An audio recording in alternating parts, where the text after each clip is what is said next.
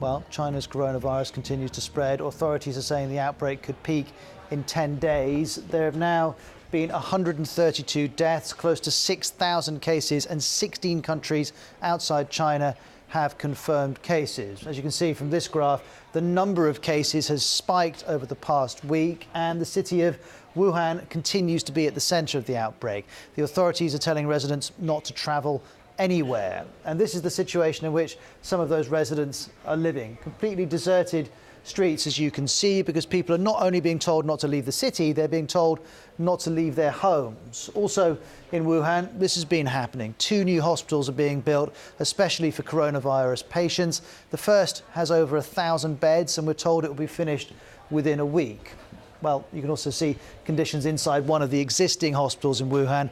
Dozens of patients have to queue for checks. New patients are arriving all the time, and you can see everyone is wearing face masks, some medical staff wearing full body suits as well. And then this is in Hong Kong, where people have been queuing for a huge amount of time to buy face masks because there's a citywide shortage of them. Well, as we have done every day since this crisis began, the Chinese authorities have been briefing us. We are now in a critical period of the prevention of this epidemic. We need to control the potential source of the virus. Well, the BBC's Stephen McDonnell has just been to Hubei province to report. He's back in Beijing, where he's based, and this is his latest update.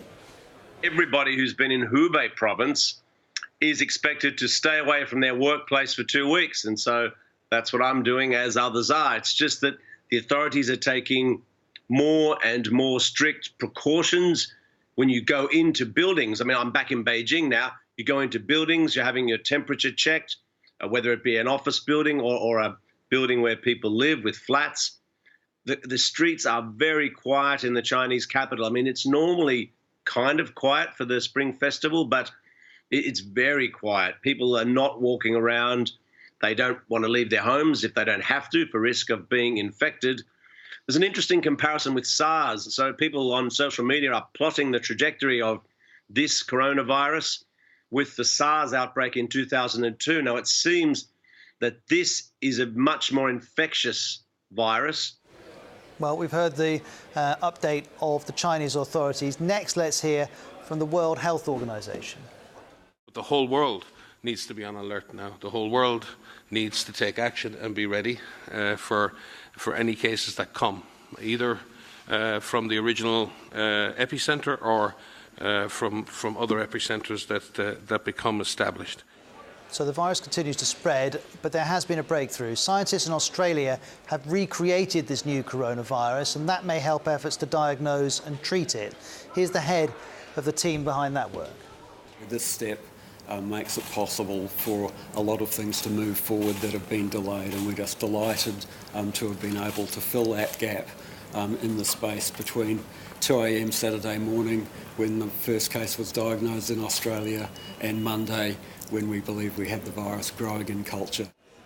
Well, hundreds of British citizens are being flown back to the UK from Wuhan on Thursday. Here's our health editor, Hugh Pym, saying it's understood that British passengers joining the flight from Wuhan will be required to sign a contract committing them to a 14-day quarantine period on their arrival, and it's believed they'll have to stay in a British military facility. A number of other countries are also evacuating their citizens. For example, these pictures show us some of over 200 Japanese citizens who have arrived back in Tokyo. Medics carried out checks on board and at the airport, but no mandatory quarantine is planned there. And we know over 200 Americans, including diplomats and their families, have been evacuated from Wuhan, and they're now going to travel to California, where they'll be quarantined at the March Air Reserve Base. I've been speaking to the BBC's Sophie Long in Los Angeles about this. Well, we don't know exactly how long they will stay there at the moment. We know that they will be housed there for what people are saying a period of time. That could be a couple of days or a couple of weeks. Now, that plane, US government charter plane, left China just before dawn local time. It went via Anchorage in Alaska. So they were screened twice before leaving China. They underwent 2 more screenings in Alaska before moving on again to Southern California, where they are now. Now, obviously, a pretty concerning time for all those people on board. 201 US nationals, most of them diplomats, some business people as well. And we're told that when that plane landed in Alaska and the crew said, "Welcome to the United States," there were huge cheers throughout the plane. And Sophie, what's the general advice being offered to Americans if they were considering travelling to China? Well, if people are considering travelling to China, we're currently at a level 3, which means that people shouldn't travel. They're advised not to travel unless their travel is essential. Now, there is one level higher than that, a level 4, which would mean just don't go. So we're not at that stage at the moment. I think the message here from public health officials is to not be alarmed. They've been very clear about what's happening in China is not what's happening here in the United States. There are currently 5 confirmed cases, 2 in California, 1 in Arizona, Illinois, and 1 in Washington state as well. So the trajectory of the disease at the moment is not alarming, and people should not be alarmed in the United States. That's not to say, though, that rumours are there was an erroneous message on social media that there had been a confirmed case at the University of Southern California. Well, there was a statement from the school saying that was not the case. So the main message here at the moment in the United States is don't travel to China unless you have to, but don't be alarmed unless you've come into prolonged contact, and by that they mean more than 10 minutes in direct contact with a confirmed case. Otherwise, people should remain calm.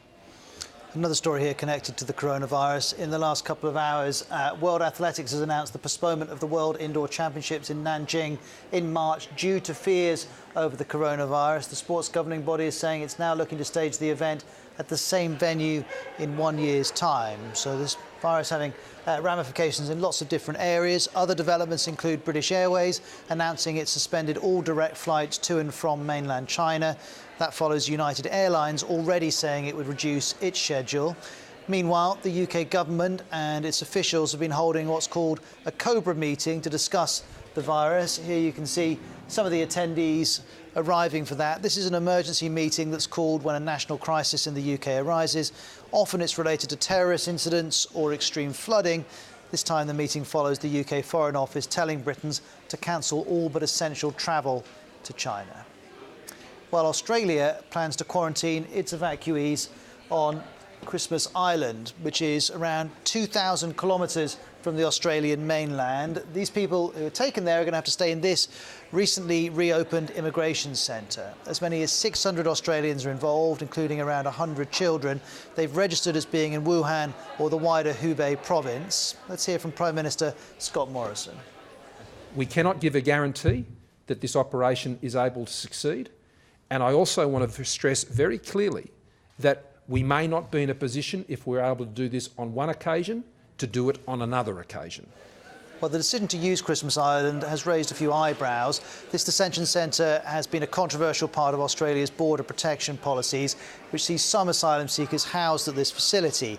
ABC's China correspondent Bill Birtle says he's gauging reaction from a Wuhan Australians WeChat group. He says there's a lot of concern about medical facilities on Christmas Island, about conditions for kids. He goes on, a comment that keeps coming up, it's probably better to stay in Wuhan. And we also saw this from another ABC journalist, Sophie McNeil. She's been talking about how this feels wrong. Australian citizens under quarantine like this in a remote place that doesn't have expert medical facilities. Would we really do this, she asks, if such a virus was taking place in the UK? And ABC Australia is also reporting that the 1,400 people who live on the island were not told about this announcement before it was made public. The community leader there has told ABC he saw the Prime Minister's announcement via SBS, which is a public broadcaster. He says regressive colonial-era ideas since 2001 create conflict settlement for innocent people. Now will be a leper colony, he says, although it is worth noting he's been a vocal critic of the federal government's decisions about the island more broadly. Let's get more on this story. Shaima Khalil is our correspondent in Sydney.